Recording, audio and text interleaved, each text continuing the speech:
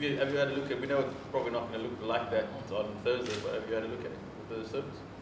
Yeah, had a little bit of a squiz at it before. Yeah, I've not played a test match here, but I think in the the games gone by, it's always offered a little bit with the ball. It's been really challenging for batters. So the way this series has panned out, we've played on some some different wickets where we played. Durban was a lot lower and slower. PE was that first day wicket did a little bit, and then sort of became a bit similar to like it was in Durban. And if that's the theme for it to be a little bit slower, then that's certainly something that is probably likely to be a good chance again over here.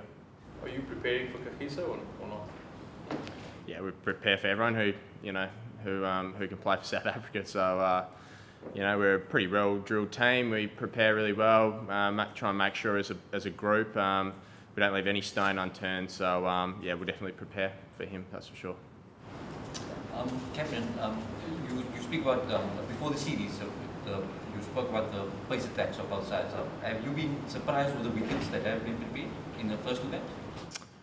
Not really. I think we prepare for a lot of different scenarios. There's no doubt that during the India series there was some spicy wickets in that series. So there was it was always going to be a possibility that they could have been produced for our games as well.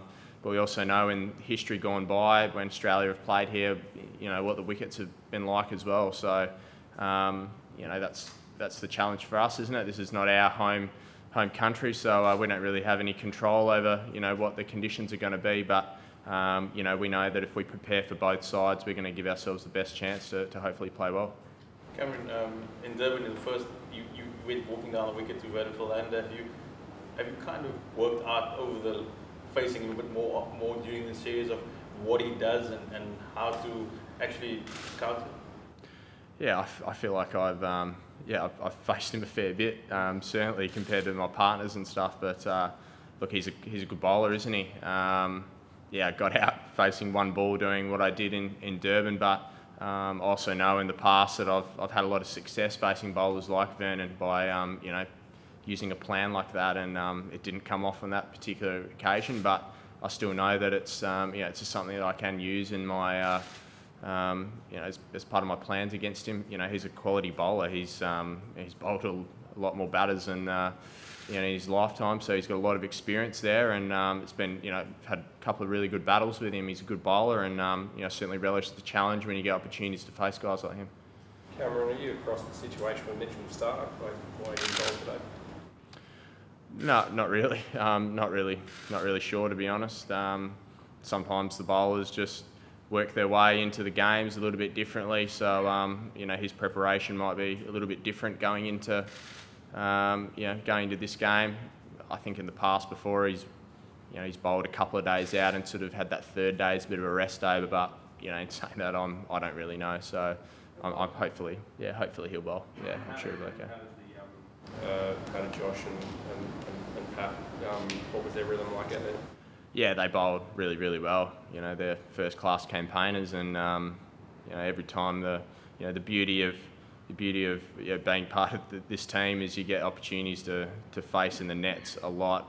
Some of the best bowlers in the world, and we have them. And today they were really good out there. Obviously, we've had a few days off, so they loosened up and got into things a little bit slower. But by the first couple of balls, they were back into full swing at full tilt. With the expectation that there's probably going to be a bit more in this deck, what have you learned from your time playing in England and particularly in county cricket, where certainly more in it than probably what you get back home in Perth? Yeah, I think the ball, the Duke's ball and the Kookaburra ball, they both swing, which is especially when they're new. That's a similarity. I think probably the biggest difference is when the ball seams, and when that's happening in English conditions, it's very difficult for batting. And even on that first day in PE, it was seaming a little bit as well as it swinging, and you can see that makes for batting very difficult, especially when you put the ball in the right areas. So if we get those conditions here, we know we're going to have to work really, really hard. And we're pretty close to, I think, getting through, and in that first innings, we were 1 for 98 when I got out, and that was a good start. And if we're able to build on from that and make bigger partnerships, you could see how that could have completely changed the complexity of that game. And that's a lesson that we've had to learn. Last one. Mitch Marsh wasn't bowling at full pace, but was able to have a bit of a bowl today. How much of a promising sign is that? Are you expecting him to be sort of fit to bowl on the test? Yeah, absolutely. He obviously has had 4 really important days off, as it has been for everyone, especially our fast bowlers who have spent a lot of time bowling over the last 6 months for us. And Mitch has been working through his stuff, and to see him have a bowl, I assume he'll hopefully pick that up leading up to the game on Thursday, and I'm sure he'll be fine. Cameron, you guys had a couple of days off. Teams before, you've gone like shark diving in Cape Town. Any exciting things you've got up to? Yeah, I had a few of the guys. We went shark diving the other day. That didn't end so well for me. I was pretty seasick for the whole time, and I think I'll be laying off boats for a little while now. But people walked up Table Mountain. A couple of players went away and spent a couple of days in some safaris and things like that. And that's the beauty of playing cricket around around the world, is you get opportunities to come to amazing places like Cape Town, and if you get the opportunity to have a few days off and have a look, you'd be crazy not to. So I know everyone's really enjoyed it, and it's been a good refresher, and now it's time to get our heads back on.